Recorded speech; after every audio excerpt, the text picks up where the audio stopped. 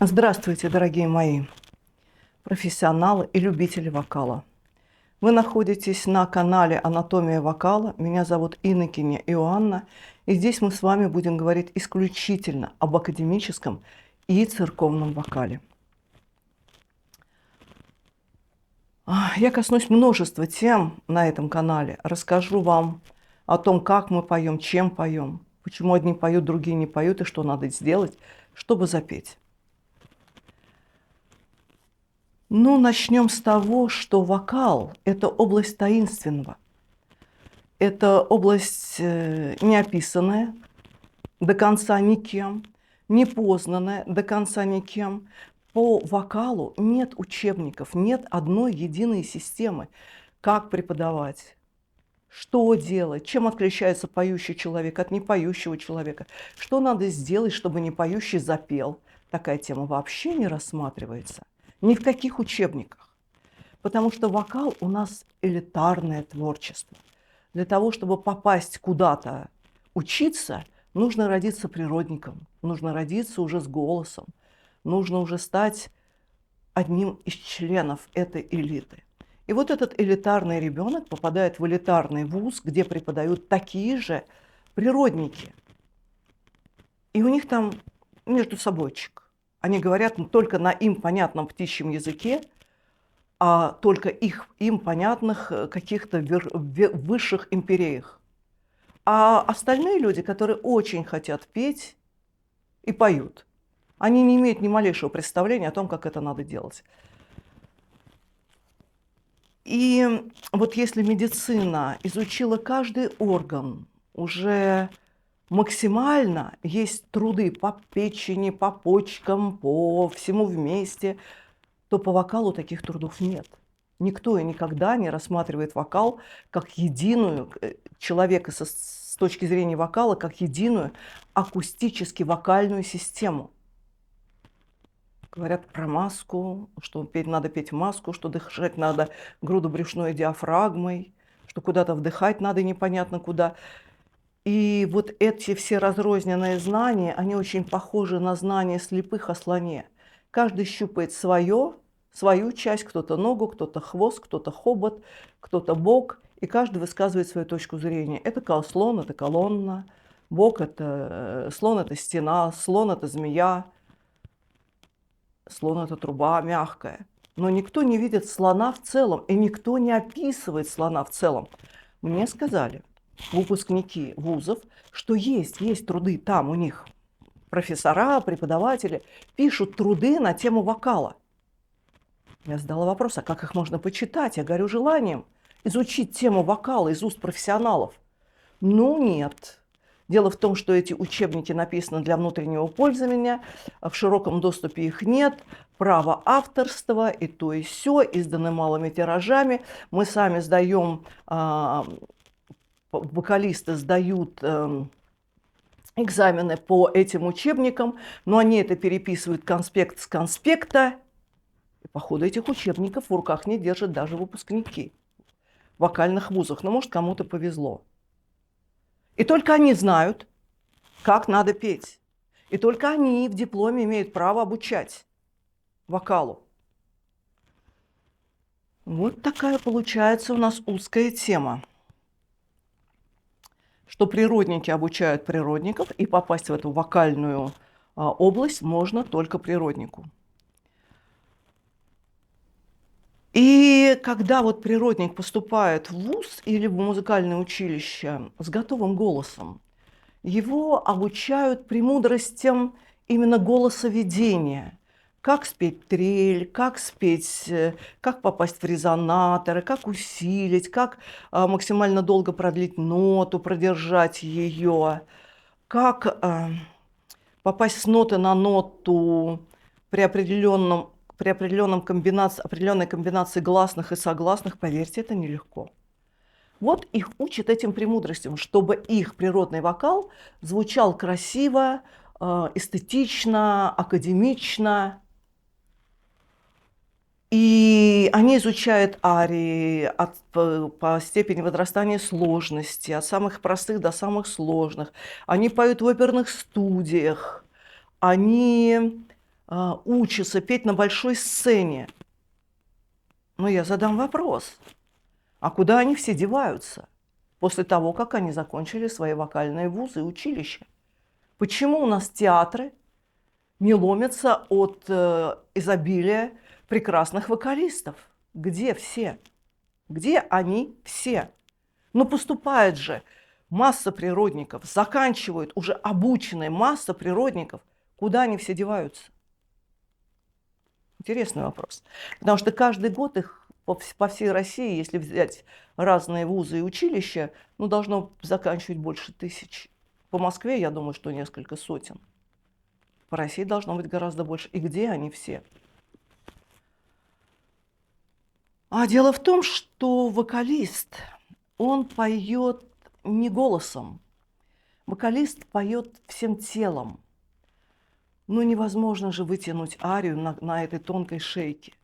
Ну, невозможно же, должны быть у вокалиста внутренние и внешние мышцы. И никто этими мышцами, которые работают, которые держат вокал красивый. И вот обратите внимание, какой-нибудь серьезный, например, сабвуфер в машине, он занимает много места. Он прям в багажнике расположен, там много места, чтобы долбить, там ездить по городу и этой музыкой сносить всех будить. И плюс еще электричество, к которому он подключен. И у вокалиста должен быть такой сабвуфер мощности. И тоже должно быть электричество, к которому он подключен. Чтобы петь без микрофона несколько часов, это должны быть большие физические силы. А если у вокалиста нет таких физических сил? Если он весит 50 килограмм? Где ему взять эти силы? И как они выглядят, эти силы? И что же это за силы такие?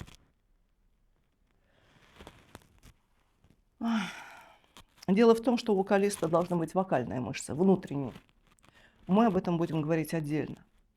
И вот этими вокальными внутренними мышцами должны заниматься преподаватели. Не только обучать красивому голосоведению, но и ставить те внутренние мышцы, которые возьмут на себя 98% нагрузку во время извлечения звука. Только диафрагма у вокалиста должна быть толще раз в 5, чем у обычного человека. И вот этим должен заниматься преподаватель. Далеко не все преподаватели могут этим заниматься. Дело в том, что природник, который родился с природным голосом, он не знает, как его сделать, он с ним уже есть. Но хорошо, если у него были хорошие преподаватели, которые уделяли достаточно внимания его дыхательным мышцам, внутренним вокальным мышцам. А есть и природники, у которых были такие же преподаватели-природники, они не знают, как это делать. Дай бог, если они честно признаются ученику, что я как бы пою, но я ничего в этом не понимаю, ты себе поищи там кого-то, ладно? Вот, а мы с тобой будем разучивать арии. Но ведь только профессионалы с вокальным образованием допущены к преподаванию. А из этих допущенных далеко не каждый понимает, как он вообще сам поет. Ну вот открыл рот и запел. Нормально все, он такой родился. И вот в этом вокальном марафоне выживают сильнейшие. Те люди, у которых высокий рост, крепкая мускулатура, крепкие дыхательные вокальные внутренние мышцы. Они, когда пели, уделяли этому внимание, что вот они дышат в диафрагму, что они звук опирают на диафрагму. То есть думали на эту тему и работали в этой технике, что звук надо опирать на мышцы. Если у них преподаватель хоть как-то в этом соображает и опер им звук, то да, есть большой шанс, что они пропоют, 2-3 десятка лет, дай бог. Но таких долгожителей, как Монсеррат Кабалье, Иосиф Кобзон, итальянские вот эти все, Лучано Паваротти и другие, таких очень мало. И это люди с хорошо поставленной внутренней вокальной мускулатурой, на которую преподаватели, к сожалению, не обращают внимания, а которая именно эта мускулатура и дает силу звуку. Если взять арабского скакуна, который очень тонок, грациозен, невообразимо красив, и русского тяжеловоза, то у них совершенно разное предназначение. Арабский скакун может поскакать быстро, красиво, но это декоративная лошадь. Русский тяжеловоз – это очень большой конь, который могут с места сдвинуть 13 тонн. И когда арабского скакуна заставляют какую-то девочку-природницу сопрано работать на износ, петь арию за арией, оперу за оперой, ее надолго не хватит, потому что ей нужны мышцы, чтобы тащить этот воз. А никто этими мышцами не занимался. Она звенит, головные резонаторы звенят, все хорошо, а потом раз и голоса нет. А потому что мышцы не сделали к этим резонаторам, которые бы выдерживали вот эту огромную физическую нагрузку. Дело в том, что работа вокалиста приравнивается к работе каменщика. Это огромная физическая нагрузка. О том, как дышит вокалист, мы коснемся в следующих видео. И вот эти вокалисты, которые поступают в вузы и в училище, подобно драгоценным саженцам, вот их вырастили в каких-то неприродных условиях, вот они каким-то образом появились на этот свет, очень редкие, декоративные, необыкновенно красивые, там полезные растения. И их выставили на аукцион. Пожалуйста, приходи, покупай, будет твое. И приходят садовники, это преподаватели вокала. И они выбирают себе эти саженцы. А дальше, что будет с этим саженцем, превратится ли он в плодоносное дерево, это зависит уже от того преподавателя, от того садовника, который взял себе это растение. Если садовник хороший, то он оградит это, посадит на нужной стороне, где не будет немного солнца, не будет ветров, где будет определенный для этого растения климат, будет подкармливать, вовремя его поливать, подкармливать подкормками, опрыскивать от насекомых, укрепить его ствол различными бамбуковыми всякими столбиками, чтобы этот ствол стоял ровно, сделает растяжечку, насыпет ему грунта над корнями, чтобы эта влага удерживалась, не испарялась. Если садовник будет вовремя обрывать ненужные листочки, вовремя направлять нужные ростки, то да, из этого растения получится прекрасное плодоносное дерево. Но если садовник будет абы как заниматься, не обращать на многое внимание, но поет и поет, как поет, чем поет, опер, не опер, то это растение, предоставленное само себе, будет расти косо, криво и в конце концов зачахнет. Ведь даже репертуар, который преподаватель подбирает своему ученику, имеет огромную роль. Огромную. Если подбирать правильный репертуар от простейшего к сложному, классический, в мажоре написанный, с понятным текстом, с понятной смысловой нагрузкой, то эти произведения, во-первых, будут в багаж вокалисту, потому что он может уже из этих выученных произведений составить себе полноценный репертуар для концерта. Вот. Во-вторых, вокалист будет правильно развивать свой голос, потому что одно дело петь вокализа, а другое дело петь произведение. Это совершенно разные области. Он будет уже правильно ставить голос на этих переходных нотах, на этих переходных гласных и согласных, не очень не всегда удобных. Но это произведение должно быть классическое, вкусное, интересное для всех и легкое для определенного уровня этого студента. Тогда он будет возрастать из силы в силу, у него будет желание, у него будет интерес. Но если ребенку дать какое-то страшное минорное произведение какого-нибудь там 18 века на немецком языке какой-нибудь горбатой девушки, то, во-первых, это неудобно петь, во-вторых, это минор. Почему ребенок должен петь этот глубокий минор с таким жутким содержанием? Это отражается на психике ребенка, это отражается на психике студента. Но если вокалист считает, что вот 15-летнему ребенку нужно петь вот про этот кошмар, он портит ребенка. Я категорически против таких подходов. Все произведения должны быть очень гармоничными. Их очень много. Классические, гармоничные и удобные к исполнению. Так что от садовника зависит то, что вырастет. И ко мне приходили девочки после музучилищ, после музыкальных школ с полностью сорванными голосами. Ими занимались вокалисты, природники, с полностью сорванными голосами. И приходилось их лечить по несколько месяцев, восстанавливать им голоса, чтобы дальше можно было продолжать занятия. Я уж не говорю про то, что там не выстроены никакие средний регистр, там вообще ничего, как человек пел все это время, каким образом он пел классику, совершенно непонятно. Да, им дали дипломы каких-то местных музучилищ, но это совершенно непригодные к жизни и к сцене вокалисты. А поступали-то хорошие саженцы. И что же сделали с ними садовники? Дело в том, что о проблемах голоса, и голосоведения, и вокала фониаторы не особо-то и знают. Вот когда к ним приходится обращаться, они смотрят только на какой-то орган, связки, заднюю стенку неба, в трахею. Они смотрят вот на что-то, ну, на комплекс. А почему так произошло? И что надо сделать, чтобы это не происходило? Они не знают. Ну вот, мы вылечили тебе связки, мы налили на них кортизол, мы их вылечили гормонами, иди и пой. Он идет петь и возвращается тут же обратно, потому что опять связки в хлам воспалены. В чем же дело? А дело в неправильной постановке голоса.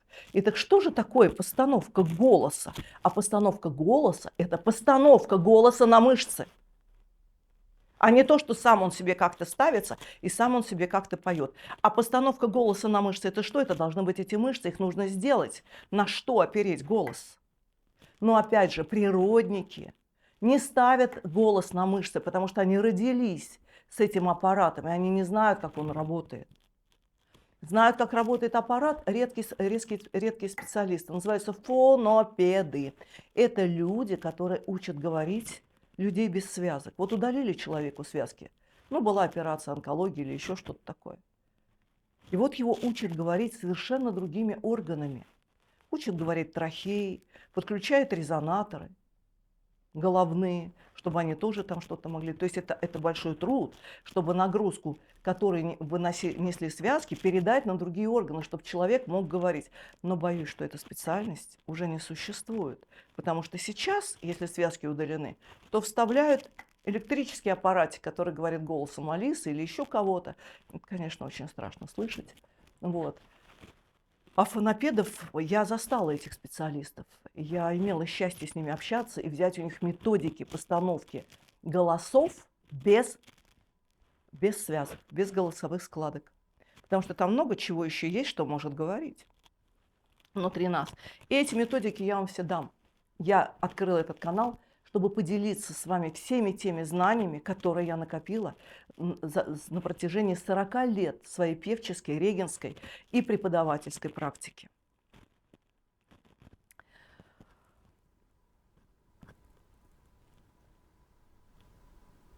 И вы знаете, я еще хотела поговорить про физиологические особенности каждого вокалиста, любителя или профессионала. Дело в том, что мы все устроены несколько по-разному. У кого-то широкая челюсть, у кого-то узкая, у кого-то она выдается вперед, у кого-то она заходит назад, у кого-то носовые гайморовые резонаторы находятся очень близко, такое строение черепа, и они начинают звучать там, где не надо. То есть у каждого вокалиста есть своя ахиллесова пята. И когда человек поет, сначала эту ахиллесовую пяту не слышно. Ну, много акустического шума, много эффекта от всего остального. Но в течение эксплуатации голоса, даже на правильной опоре, этот дефект все равно начинает проявляться.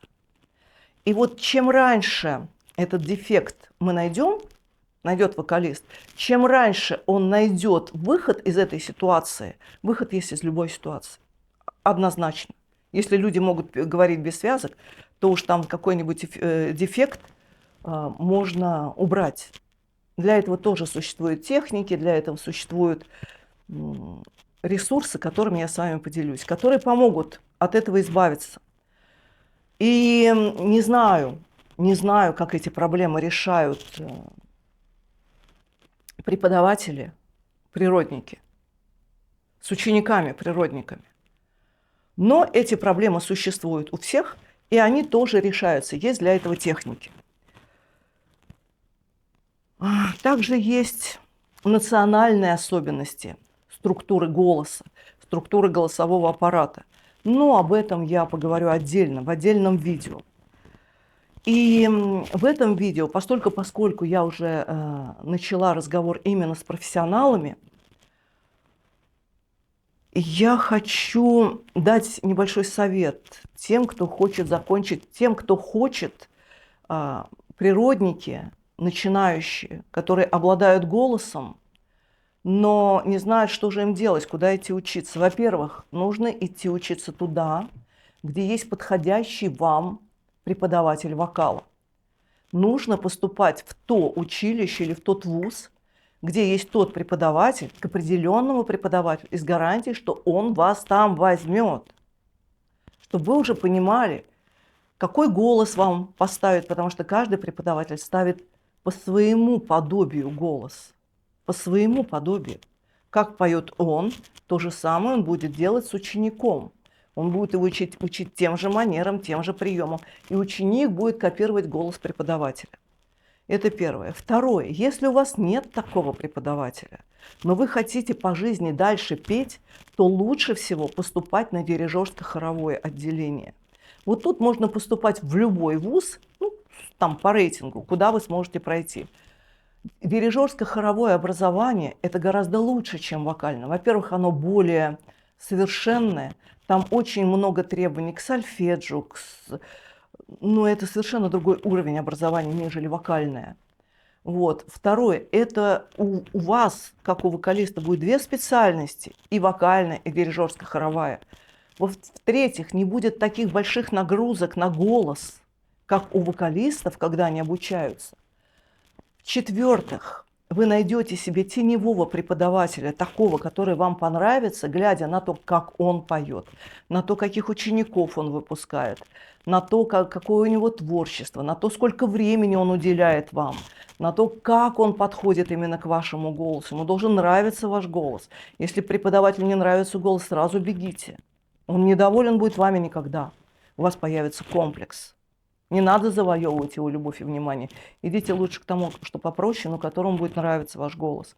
Вы должны следить за своими достижениями. Ведет ли этот преподаватель вас к своей цели? Есть ли у вас неприятные какие-то ощущения во время занятий вокала или после?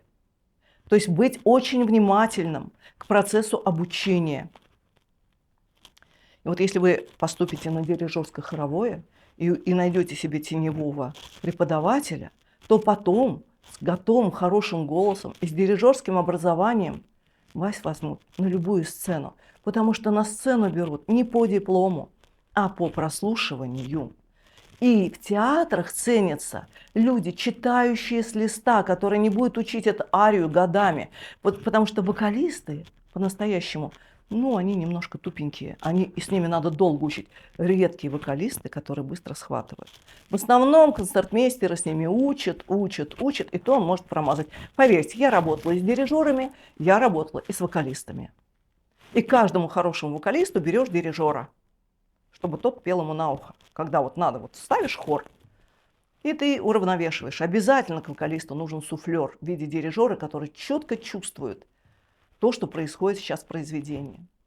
Поэтому мой вам совет: поступайте на дирижерско-хоровое, занимайтесь с вокалистом. А когда вы все закончите, и выучите там арии, определенные вашему голосу,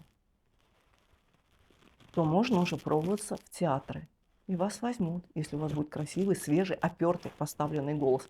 А дальше, сколько вы пропоете в этом театре, или в другом, или в следующем, сколько лет вы пропоете, будет зависеть именно от вашей физической вокальной подготовки. Насколько выдержат ваши мышцы.